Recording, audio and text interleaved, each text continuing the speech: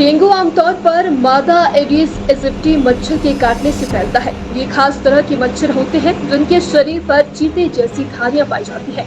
ये मच्छर खासतौर पर सुबह के समय काटते हैं।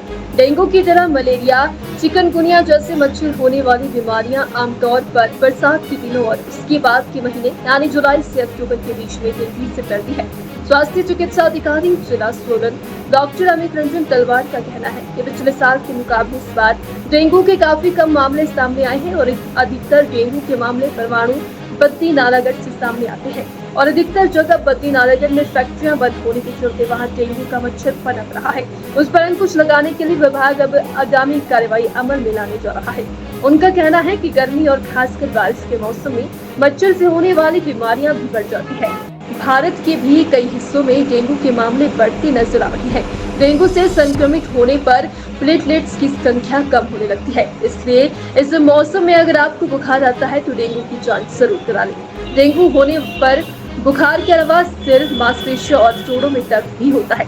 इसके अलावा आंखों के पिछले हिस्से में दर्द, कमजोरी, भूख न लगना, गले में दर्द होना, मुंह का स्वाद खराब हो जाना और शरीर पर रैशेस जैसे लक्षण भी नजर आ सकते हैं। लेकर क्रॉस बॉर्डर एक मीटिंग हुई थी, उसके क्या जो इस तरह का प्लान उसमें मतलब क्या था, इंस्ट्रक्शन उसमें जारी की।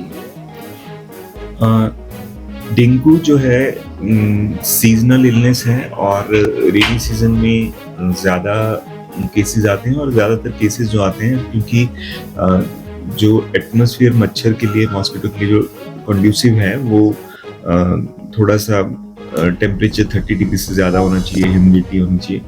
तो ज़्यादातर जो केसेस आते हैं वो बॉर्डर एरिया से आते हैं, जैसा कि परवाणु, बद्दी, नालागढ़ और साथ लगते जो एरियाज हैं कालका यानी कि डिस्ट्रिक्ट पंचकुला हरियाणा के जो एरियाज हैं वहाँ से भी केसेस इक्वल ही निकलते हैं। तो एक दूसरे डिस्ट्रिक्ट से कोऑर्डिनेशन के लिए एक ये हमारी सेकंड क्रॉस बॉर्डर मीटिंग थी। पहली हमारी क्रॉस बॉर्डर मीटिंग जो पंचकुला हेल्थ अथॉरिटीज के साथ हुई थी वो 6 जून को हुई थी, वो हमारे ईएसआई परवाणु में हुई थी। परसों जो मीटिंग हुई है ये सिविल सर्जन पंचकुला सेक्टर 6 उनके ऑफिस में हुई है। सिविल सर्जन के साथ हमारे सीएमओ सर भी साथ में थे और तीनों ब्लॉक मेडिकल ऑफिसर्स भी थे। ये मीटिंग इसलिए हुई है कि हम कोऑर्डिनेट करके एक्टिविटीज को कर सके, चाहे वो सोर्स रिडक्शन एक्टिविटीज हैं या दूसरी एंटी लार्वल एक्टिविटीज हैं for dengue, IC activities and fogging sprays etcetera.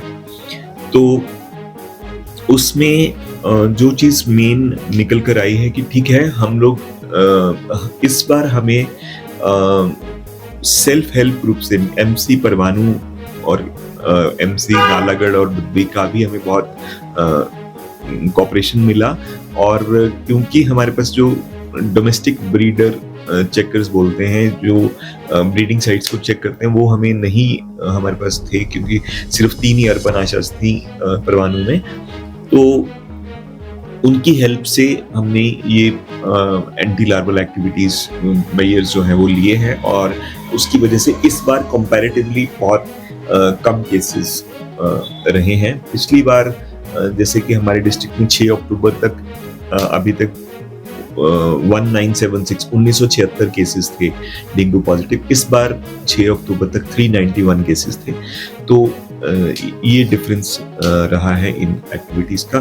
तो हम साथ में हमने ये भी इस से ये भी निकल के आया कि जो इंडस्ट्रीज बंद पड़ी हैं, जो बिल्डिंग्स जिनका कोई बंद पड़ी हैं और वहाँ पर वो पोटेंशियल सोर्स है, ब्रीडिंग साइट्स हैं फॉर मॉस्किटो एंड लार्वी, तो उनके लिए कुछ स्टेप्स लिए जाएं। ऐसा हम आने वाली जो हमारी डिस्ट्रिक्ट टास्क फोर्स की मीटिंग होगी उसमें हम प्रपोज करना चाहते हैं कि उन फैक्ट्रीज में से जो उनका कुछ बोनस एडमिनिस्ट्रेशन की तरफ से हो ताकि वो भी एक पोटेंशियल सोर्स न बन सके।